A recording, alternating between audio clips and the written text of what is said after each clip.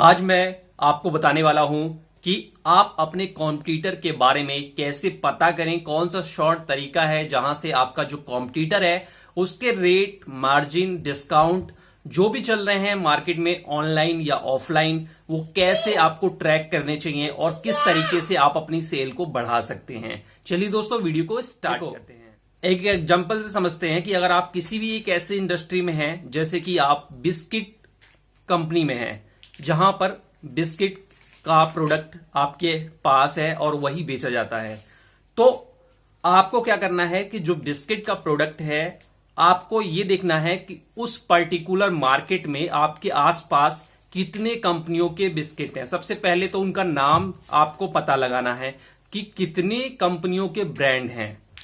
दूसरा, उन कंपनियों की कौन कौन सी वैरायटी हैं, कितने ग्राम की आती हैं और उन पर क्या मार्जिन स्कीम चल रही है। अब आप ये कैसे पता लगाएंगे? देखो, कई सारे तरीके हैं, सभी को अगर आजमाएंगे तो एक मोटा मोटा आइडिया आपको निकल के आ जाएगा। सबसे पहले, आपके जो एरिया में जो शॉप आप करते हैं, रिटेल स्टोर करते हैं, वहां पर देखिए, जब भी ऑर्डर लेने जाएं, दूसरे कॉम्पिटिटर प्रोडक्ट को जरूर देखें सेम टू सेम, कि उसके पास और कौन सा बिस्किट लगा हुआ है, कौन सी बिस्किट की मात्रा उसके पास ज्यादा लगी हुई है। 5 रुपए वाला ज्यादा बिस्किट बेचता है या 10 रुपए वाला बेचता है या फैमिली पैक ज्यादा बेचता है। ये सारी चीजें अगर आप डायरी पे एक कॉलम बना लेंगे तो आपको आसान होगा बाद में याद करने में। तो इस तरीके से आप देखिए कि जो रिटेल स्टोर, जो बीट आप करते हैं, जो रूट आप करते हैं, उस रूट पर कितने कंपनियों के ब्रांड चल रहे हैं और उनका क्या पैक साइज है। साथ ही साथ आप दुकानदार से बात करके या दुकानदार के लड़के से बात करके उस प्रोडक्ट का मार्जिन, स्कीम और रेट निकालने की कोशिश कीजिए। उसको नोट करते रहिए। क्या होगा कि आपको बाद में इन सबको कंपेयर करना पड़ेगा। कई दुकानदार आपको झूठ बताएंगे, कई जो दुकानदार के लड़के हैं वो आपसे झूठ बोल देंगे, उनको पता नहीं रहेगा, अंदाजे से बोल देंगे। तो जब आप उन चीजों को लिख लेंगे तो बाद में आप उनको कंपेयर कर सकते हैं कि दुकानदार ए ने क्या कहा, दुकानदार बी ने क्या कहा, दुकानदार सी ने क्या कहा। सारा रेट कंपेयर करके एक एक्चुअल रेट आप निकाल सकते हैं। तो ये तो हो गई आपके बीट पर जो दुकानें हैं। अब दूसरी चीज है, दूसरी जगह से भी आपको रेट और ब्रांड का आइडिया हो जाएगा।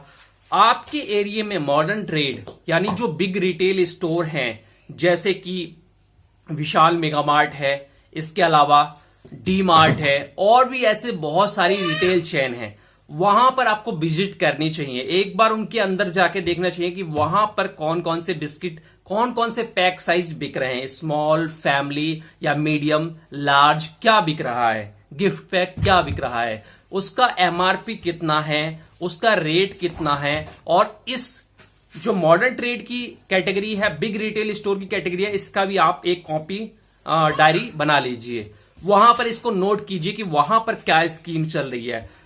इस तरह से जितने मॉडर्न ट्रेड के बड़े बिग रिटेल स्टोर है, वहां से आपको भी पता चल जाएगा कि उन पर क्या स्कीमें चल रही हैं। साफ साफ लिखी होती है वहां तो स्कीमें, तो आपको किसी से पूछने की जरूरत नहीं पड़ेगी। आप वहां पर देख सकते हैं क्या ग्राम है, उसका कितने ग्राम का है, क्या उसका पैक साइज है, क्या एमआरपी है और क्या ऑफर वो कंपनियां कर रही हैं।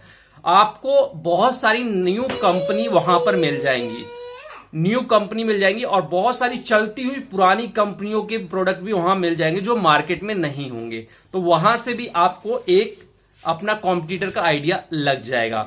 इसके अलावा आजकल ऑनलाइन सेल्स भी काफी हो रही है। ऑनलाइन बहुत सारी वेबसाइट है, जैसे कि फ्लिपकार्ट, अमेजन, और भी बहुत सारी वेबसाइट है, जहां पर आपके मोबाइल फोन के द्वारा ही आप वहां पर कंपेयर देख सकते हैं। डिफरेंट कंपनियों के कुछ और भी प्रोडक्ट आपको मिल जाएंगे जो बिस्किट कैटेगरी में होंगे। उनका एमआरपी क्या है, ग्राम क्या है और क्या ऑफर वहां पर चल रहा है, ये सारी चीज भी आपको नोट करनी है। ये क्या करना है कि आप जब भी छुट्टी रहा करें, जब भी आपको थोड़ा सा मौका मिले, तो आप इनको कंपेयर करिए और देखिए कि मार्केट में कितना कंपटीशन है। इससे क्या होगा, कभी भी आपका बॉस या उसका सुपर बॉस आपसे बिस्किट के बारे में कोई भी जानकारी मांगेगा तो आप तुरंत उसे जानकारी दे सकते हैं। इस तरह से एक स्मार्ट वर्क करके आप दूसरे की नजरों में भी आ सकते हैं। दूसरा फायदा ये होता है कि जब आप इंटरव्यू देने जाते हैं तो आप जिस भी कैटेगरी, जिस भी प्रोडक्ट में होते हैं वहां पर उस प्रोडक्ट से ज्यादा सवाल आपसे पूछा जाता है, खास तौर से स्कीम, रेट और मार्जिन को लेके। दुकानदार का क्या मार्जिन है, डिस्ट्रीब्यूटर का क्या मार्जिन है, होलसेलर का क्या मार्जिन है, और दूसरी कंपनियों की क्या नॉलेज रखते हो आप उस प्रोडक्ट कैटेगरी में, तो वो उसका भी पूछेंगे। इससे उन्हें पता चलता है कि ये बंदा अपने प्रोडक्ट को लेके कितना डेडिकेटेड है। और ये सारी जानकारी हमें इसी तरह से जुटानी होगी तीनों सोर्स से, यानी कि ऑनलाइन, बिग रिटेल स्टोर यानी मॉडर्न ट्रेड, और अपना जनरल ट्रेड जो हमारी बीट है या हमारे एरिया में कुछ शॉप्स हैं वहां पर क्या चीजें बिक रही हैं। इससे आपको पता चल जाएगा कि आपके एरिया में कितनी सारी कंपनियां हैं, कितने एक ही कंपनी कितनी जगह पे क्या क्या स्कीम दे रही है। एक ही कंपनी जनरल ट्रेड में अलग स्कीम दे रही है, मॉडर्न ट्रेड में अलग स्कीम दे रही है, ऑनलाइन अलग स्कीम दे रही है। तो इससे आप कंपेयर कर सकते हैं कि जो स्कीम आ रही है उसका प्रोडक्ट आपके मार्केट में कटिंग का आया है, तो आपको पता चल जाएगा कि हाँ ये स्कीम मिली है, इसीलिए ये मॉडर्न ट्रेड से माल हमारे यहां आया है। इससे बहुत सारा आइडिया आएगा।